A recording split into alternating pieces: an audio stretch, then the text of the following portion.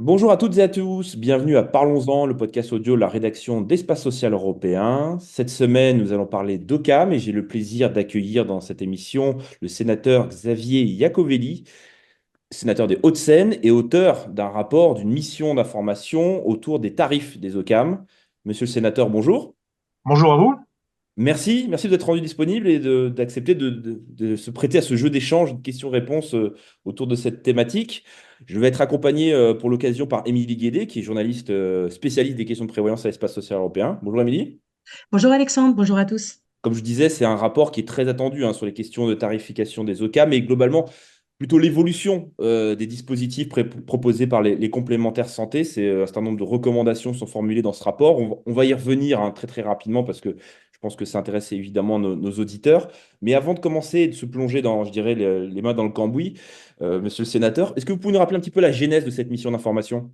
Oui, alors en fait, le groupe dont je suis vice-président, le groupe RDPI, qui est en fait le groupe politique, l'équivalent de Renaissance à l'Assemblée nationale, on a un droit de tirage annuel et donc ce droit de tirage pour une mission d'information, on a souhaité le consacrer justement à une mission sur comprendre pourquoi est-ce qu'il y avait des augmentations des complémentaires santé 2023-2024 et quel était l'impact réel sur le pouvoir d'achat des Français et des retraités en particulier. Ça a été vraiment l'axe en tout cas que nous avons choisi. Donc bien sûr ensuite, cette mission d'information a été composée de toutes les sensibilités du Parlement et en tout cas du Sénat. Donc j'en ai été le rapporteur puisque c'était notre groupe qui avait demandé cette mission. Et donc nous avons réalisé 43 auditions, 13 en plénière et 30 en format rapporteur, ce qui nous a permis en fait d'auditionner tous les acteurs de la protection sociale, de la sécurité sociale, OCAM, professionnels de santé, associations d'utilisateurs, d'usagers, ce qui nous a permis en fait d'avoir un large panel pendant 6 mois sur cette question. Oui, donc vous avez interviewé qu'avec l'écosystème, quoi, très complètement l'ensemble, l'intégralité de l'écosystème. Tout à fait. Sur la question donc, des hausses tarifaires, alors vous posez un constat, vous dites oui, la hausse tarifaire peut être expliquée par deux leviers, l'évolution des dépenses d'assurance maladie, fameux ONDAM, qui dépasse les 3% en 2024 et a priori, d'après les échos qu'on a, serait fixé à 2,8 par le gouvernement pour 2025, et aussi par la montée en charge du fameux dispositif du 100% santé, lancé dans la première phase du quinquennat d'Emmanuel Macron. Mais le Sénat, enfin en tout cas vos travaux disent, ces deux phénomènes expliquent la hausse qui oscille entre, je crois, entre 4,5% et 6,5% de cotisations cette année, mais pas que. Oui, en fait, nous, nos estimations avec ces deux leviers, c'est que normalement, on aurait dû avoir une augmentation des cotisations qui était prévisible entre 4,4 et 6,5 Mhm. selon ce chiffrage-là. Et donc, c'est bien inférieur, en fait, à la hausse tarifaire réelle qui avait été notifiée par la mutualité française, c'est-à-dire 8,1. Donc, on voit bien qu'il y a quand même un delta qui était important, qui a eu effectivement un transfert de charges important sur le 100% santé, sur un certain nombre de dépenses, qui est estimé à entre 500 et 600 millions d'euros. Mais dans le même temps, il y a eu une augmentation de la prise en charge par la sécurité sociale des patients en maladie longue durée pour Ouais. 1,8 milliard d'euros. Donc on voit bien qu'il n'y a pas, la sécurité sociale ne s'est pas déchargée sur les ECAM. Il y a une politique différente où on a transféré 600 millions de charges supplémentaires aux OCAM, mais la sécurité sociale a récupéré 1,8 milliard de dépenses supplémentaires, notamment pour les maladies longue durée. Donc, en gros, cette augmentation n'est pas, elle est expliquée, mais pas au niveau où elle a été réalisée. D'accord. Et vient la question, je dirais la sempiternelle question des frais de gestion. Là aussi, vous pointez que, alors, vous appuyez sur les chiffres de l'adresse, notamment, qui font entre guillemets un petit peu foi sur la question. Alors, en parlant de moyenne qui oscille entre 14 et 20%, là aussi, vous vous rendez compte qu'il y a des disparités et que il n'y a pas eu le phénomène entre guillemets, de diminution des frais de gestion qui était initialement escompté ces dernières années. Bah, c'est vrai qu'à l'heure où un certain nombre de mutuelles, de complémentaires santé se regroupent entre elles, où on a quand même une modernisation des outils avec la dématérialisation notamment, on ne comprend pas pourquoi les OCAM n'ont pas réduit leurs frais de gestion.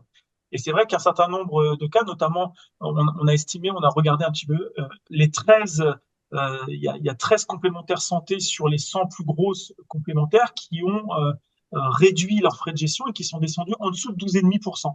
D'accord. Donc ça veut dire que ce n'est pas c'est pas conjoncturel en fait, c'est pas structurel pardon, c'est plutôt conjoncturel et que quand les complémentaires veulent réduire leurs frais de gestion, elles sont en capacité de le faire. Et on voit bien effectivement que d'autres sont à 20-22% de frais de gestion. Et il faut savoir que dans les frais de gestion, il y a aussi tous les frais d'acquisition, les frais de courtage, les frais de publicité, tout. Et on prenait l'exemple qui peut-être on a grossi le trait, mais est-ce que vraiment une complémentaire santé se doit d'aller sponsoriser la Transat Jacques Vabre avec la cotisation des assurés? C'est la question qu'on peut se poser aujourd'hui de l'utilité et que cette concurrence oblige aussi à avoir des frais d'acquisition qui soient toujours plus élevés entre les complémentaires santé, mais donc du coup au détriment de la cotisation que payent réellement les assurés. Mais entendez-vous l'argument des complémentaires qui disent, il y a quelques années, bah, l'État nous a imposé l'ANI, donc enfin, l'idée de la complémentaire santé pour tous dans le secteur privé, qui a basculé le marché dans une logique de concurrentiel qui n'existait que très peu à l'époque. Et il y a encore quelques mois, et encore actuellement, on parle maintenant de la protection complémentaire santé des fonctionnaires, qui est une sorte d'ANI fonction publique, si je tire le trait Bien de sûr. manière un peu grosse, qui relance, entre guillemets, cette dynamique-là, et que eux disent, bah, à ce moment-là, on ne peut pas non plus, dans ce contexte-là, entre guillemets, se tirer une balle dans le pied en faisant moins que nos concurrents. Non, mais moi, j'entends bien l'argument des complémentaires santé, mais moi, je suis parlementaire, je suis là pour faire en sorte que on apporte des réponses aux Français sur leur pouvoir d'achat. En tout cas, c'était le but de la mission. Tout à fait. Il y a un certain nombre de dispositifs qui ont été mis en place pour notamment les plus démunis, pour ceux qui ont les plus modestes de nos concitoyens, avec la complémentaire santé solidaire, la fameuse C2S, c'est 7,5 millions de personnes qui en bénéficient. Et pourtant, on se rend compte aussi que dans le même temps, il y a 44% de ceux qui seraient éligibles à la C2S qui n'ont pas recours, faute d'information ou faute d'information en fait de leur éligibilité à ce dispositif. Donc on voit bien qu'il y a une nécessité d'informer plus, et donc ça sera pour le coup des dépenses supplémentaires pour l'assurance maladie, un peu moins pour les complémentaires santé, donc elle devrait plutôt s'en satisfaire. Et puis, nous, on propose qu'il y ait effectivement cette solidarité à la source, et c'est-à-dire cette information dès le départ, au moment de la liquidation des droits à la retraite, qu'on puisse informer en fait les nouveaux retraités de leur éligibilité ou pas à la C2S. Ce qui ne règle pas le problème Oui, sur tout à fait. l'aspect concurrentiel. Le problème aujourd'hui, c'est que l'ANI a été, à mon avis, un vrai progrès pour les salariés, pour les actifs, pour ceux qui bénéficient effectivement de cette prise en charge à 50% par l'employeur. Demain, ça sera le cas effectivement pour la fonction publique d'État et en 2026 pour les deux autres fonctions publiques, territoriales et hospitalières. Le seul problème, c'est qu'on a l'impression que on est concurrentiel sur les contrats collectifs, donc on tire toujours plus bas le tarif parce qu'on a besoin d'avoir des grands contrats, des grandes entreprises et des grandes collectivités demain. Et on se rattrape, en gros, on fait du gras sur les inactifs, les indépendants, les retraités, et du coup, qui voient leur cotisation augmenter sans avoir du coup aussi de prise en charge à 50% par l'employeur. Donc ça aussi, il y a un vrai problème aujourd'hui dans le cadre de la solvabilité, de solvabilité 2, le fameux contrat solvabilité 2, Ouais. nous, on demandait est-ce qu'il y ait une solvabilité sur l'ensemble des contrats et pas seulement une solvabilité euh, euh, de... Alors non, pardon, c'est l'inverse. C'est plutôt que d'avoir une solvabilité sur l'ensemble des contrats, on voudrait qu'il y ait une solvabilité sur les contrats collectifs d'un côté et une solvabilité sur les contrats individuels de l'autre pour éviter que les contrats individuels payent en fait les pertes éventuelles des contrats collectifs. Pour revenir sur les préconisations, je crois qu'Émilie va vous poser des questions sur. Vous avez abordé la question de la C2S et on va en parler et éventuellement aussi des contrats responsables. Émilie. Oui, tout à fait. Vous venez donc d'évoquer la question de la C2S. Dans votre rapport, une des mesures phares consisterait à créer un troisième étage à cette C2S, à savoir une C2S senior.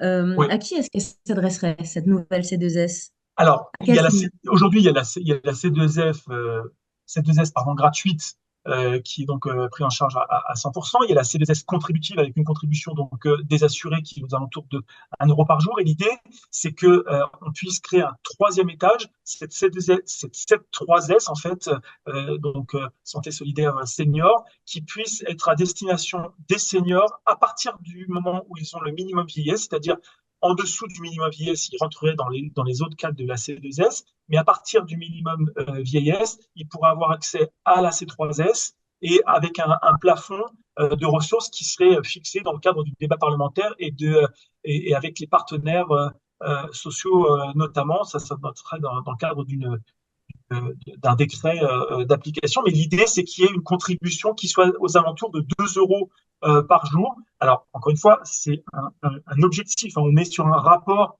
sénatorial, un rapport parlementaire. Et donc ensuite, il faut affiner avec les différents partenaires. Mais l'objectif, c'est ça, c'est de créer un troisième étage pour les seniors les plus modestes, mais qui ne bénéficient pas, qui ne sont pas en gros assez modestes pour bénéficier de la C2S. D'accord. Et à côté donc de cette contribution donc, qui pourrait être de 2 € par jour, est-ce que vous avez déjà identifié des pistes en termes de financement pour cette nouvelle C2S?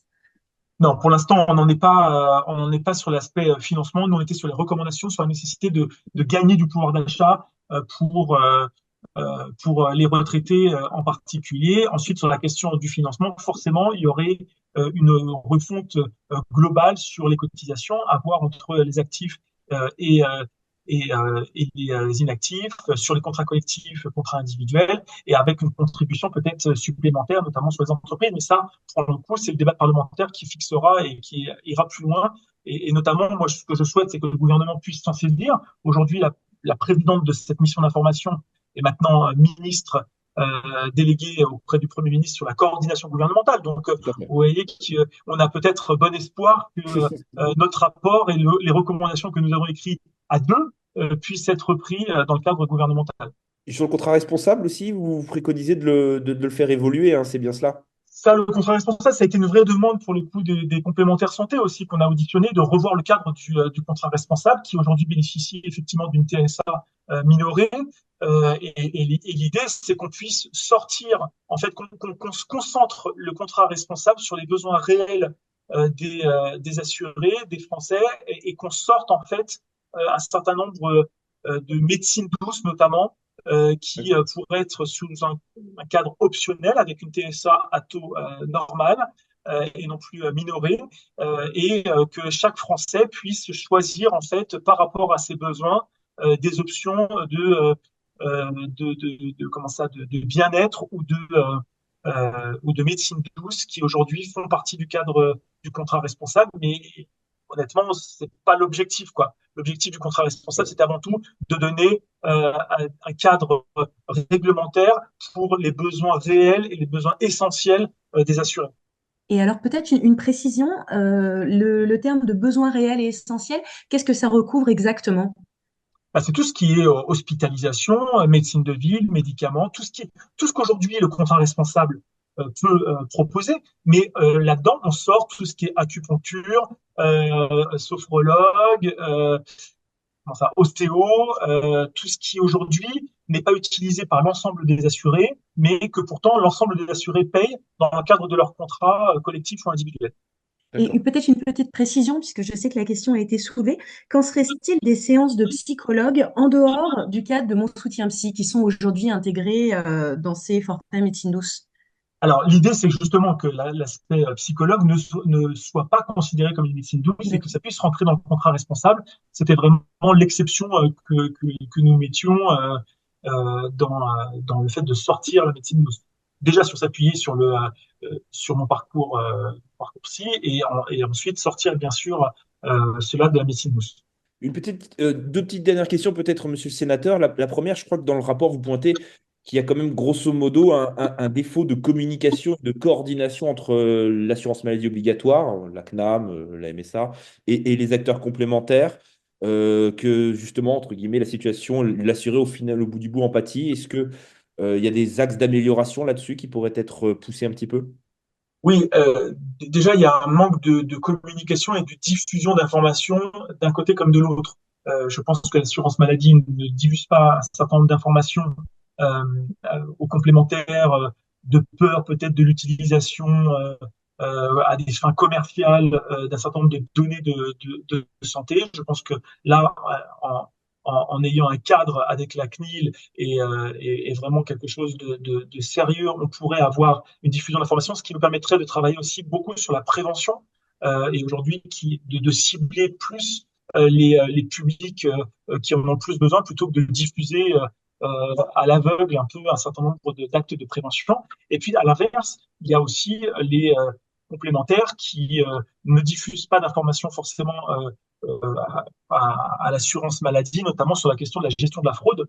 Oui. Je pense notamment sur la question de l'optique, sur l'auditif, sur un certain nombre de fraudes qui pourraient être avérées ou détectées par les complémentaires santé et qui ne diffusent pas ou qui ne peuvent pas diffuser auprès de l'assurance maladie et donc pas d'action répressive, on va dire, sur ces abus, ou en tout cas très peu par rapport à ce qu'il pourrait avoir. Donc l'idée, c'est de pouvoir vraiment recréer du lien, créer cette fluidité de l'information entre, dans un cadre bien sûr protection des données de santé de chaque assuré, mais qu'on puisse avoir des dossiers médicaux partagés aussi entre les complémentaires santé et l'assurance maladie. Bah, dernière question, la plus simple. Vous avez déjà un petit peu répondu, je crois, monsieur le sénateur. C'est la suite de notre rapport. Alors, on rappelle que l'autre, entre guillemets, tête qui a présidé cette mission est parti au gouvernement, comme vous l'avez bien souligné tout à l'heure. Est-ce que vous avez eu un peu un échange déjà avec la nouvelle ministre de la Santé, avec éventuellement Bercy, sur tel ou tel point qui pourrait être inscrit dans le PSS qui devrait être présenté la semaine prochaine? Non, comme vous l'avez remarqué, le gouvernement vient d'être nommé. Le discours de politique générale, c'était cette semaine. Donc l'idée, c'est de vraiment commencer à avancer, notamment dans le cadre de la préparation du PLFSS qui arrivera au Sénat le 12 novembre, qu'on puisse avancer un certain nombre de points. Moi, il y a un point qui me paraît aussi très important, c'est l'impossibilité d'augmenter les tarifs après 75 ans, qui en fait, il y a un dispositif qui existe dans dans l'équivalent de ce que vous appeliez tout à l'heure l'AMI pour la fonction publique, Mhm. ce qui a été négocié en tout cas pour les fonctionnaires d'État. Moi, je voudrais qu'on puisse le transposer aussi dans le privé et dans l'ensemble des Français aujourd'hui qui, de par l'âge, voient leur aussi leur cotisation augmenter. Donc ça, je pense que c'est un dispositif qu'il faudra porter lors du PLFSS. Moi, je le porterai, en tout cas, je porterai un certain nombre d'amendements Oui, dans le j'allais cadre vous du poser la question. code de finances de la sécurité sociale au Sénat. J'espère qu'un certain nombre d'éléments seront repris par le gouvernement. C'est tout l'enjeu en fait des discussions que je vais avoir avec la ministre de la Santé et le gouvernement dans les prochains jours. Bah, merci beaucoup. Merci, monsieur le sénateur Xavier Iacovelli. Merci à vous. J'invite voilà, tous ceux qui nous écoutent, alors soit à lire Espace Social Européen, parce qu'on rentre un peu dans le détail d'un certain nombre de recommandations du rapport, ou même globalement aller sur le site du Sénat et accéder à l'intégralité de ce rapport. Merci beaucoup, Émilie. Merci. Et ben, merci à toutes et à tous de nous avoir écoutés. On se retrouve la semaine prochaine pour un autre numéro des podcasts de la rédaction d'Espace Européen. À très bientôt, au revoir.